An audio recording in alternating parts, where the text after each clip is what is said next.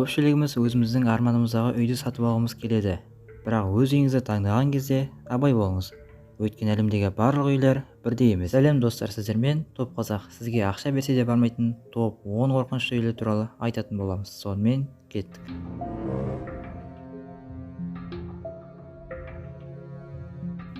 Бірнеше жыл бұрын Бен және Эмбер есімді ерлі-зайыптылар өздеріне әдемі үй сатып алады.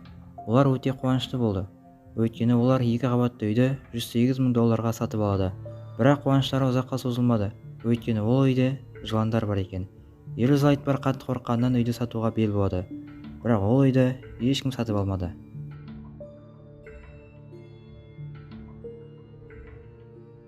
Бұл үй Ирландияда орналасқан. Оны барлығы құпия қорқынышты үй деп атайды. Және бұл үй ең қауіпті үйлердің бірі. Ескі терезелер, қорқынышты қабырғалар және тағы да басқа. Жергілікті тұрғындардың айтуы бойынша бұл үйден елестерді байқауға болады. Расында өте қорқынышты. Саллидің үйі. ақш-та орналасқан Саллидің үйі әдетте сырттан көрінеді. Сол жердегі тұрғындардың айтуы бойынша Салли есімді қыз ешқашан болған емес. Кейбір адамдардың айтуы бойынша Салли елесі тұрғындарды қорқытатынын айтады. Мысалы 1992 жылы осында қоныс аударған Тони мен Дебра Питтан үйдегі шамдар кездейсоқ жанғанын айтады, және олардың иттері үнемі үреді. Тони тіпті осы үйдегі елесті көргенде қатты қорыққаннан бұл үйден көшіп кеткен. Лофтус Холл. Лофтус Холл Уэксфордта орналасқан зәулім сарай. Ирландиялықтар мұнда елестер көп дейді. Тарихқа сүйенсек, 17 ғасырда Редмондтар отбасы осы үйді салған кезде Асабнек Лофтус отбасына иелігіне өтті. Бір аңызда айтылғандай, бейтаныс адам ауа райынан баспана іздеу үшін зәулім үйдің есігін қағады. Сол кезде оны үйге кіргізеді. Сол түні кешке олар чарт карталарын ойнайды. Жаңа бейтаныс адам сол ойынға қосылады, және кенеттен қызы карталардың бірін байқаусызда еденге құлатып алады. Және ол карталарды алу үшін қыз еңкейген кезде жаңағы бейтаныс адамның аяқтарының орнына тұяқтарды көреді. Бұл оқиғадан кейін біршама жылдар өтеді. Көптеген адамдар бұл сарайда түсініксіз нәрселер көрген және естіген екен. Мысалы, кезекті экскурсия кезінде фотосуретке 2 елес фигуралар түсіп қалған. Вилла ди Векки. Италиядағы Комо көлінің шығысында орналасқан әйгілі қараусыз қалған зәулім үй. Ол 19 ғасырдың ортасында салынған. Жергілікті тұрғындар сол үйден елесті көргендерін айтады. Олардың айтуы бойынша бос үйде фортепиано еріксіз ойнайды. Миртл плантациясы.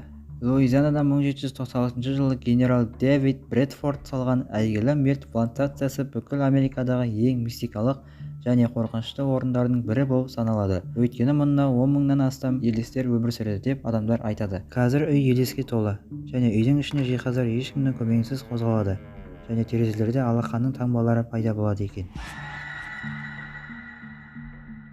Шенли қонақ үйі.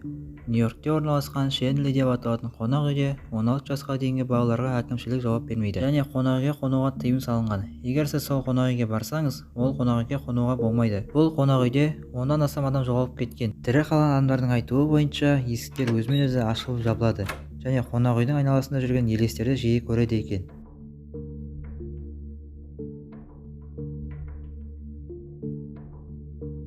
Монте-Кристо Маноры.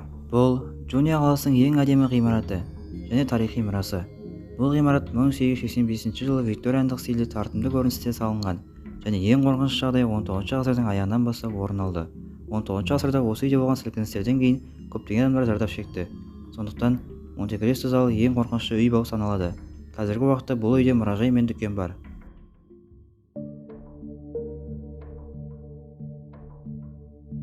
Розен сарайы. Бұл үй $32 миллион сатып алынған. Дегенмен бұл үйде сіз білмейтін сұмдық оқиғалары болған.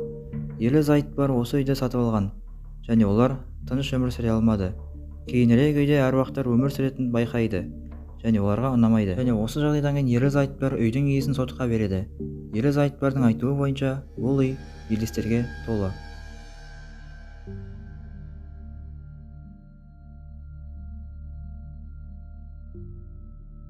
Поместья Маками. Бұл қорқынышты үй. Үйдің иесі күтпеген психологиялық және физикалық сынақтармен аттракционға айналдырады. Бірақ кейбір адамдар бұл үйге келуге асығады. Бұл үйге кіру үшін ақша төлеудің қажеті жоқ. Керісінше үйдің иесіне итке арналған тамақ береді. және бұл үйге кіру үшін сіздің жасыңыз 21-ден асуы керек және дәрігердің анықтамасы керек. Сонымен қатар кірмес бұрын адамдар 2 сағаттық ескерту видеоны көреді және бұл үйде өте көптеген сынақтар бар. Сол сынақтардан өткен адамға $20,000 береді екен. Бірақ осы уақытқа дейін ешкім жетістікке жетіп көрген жоқ.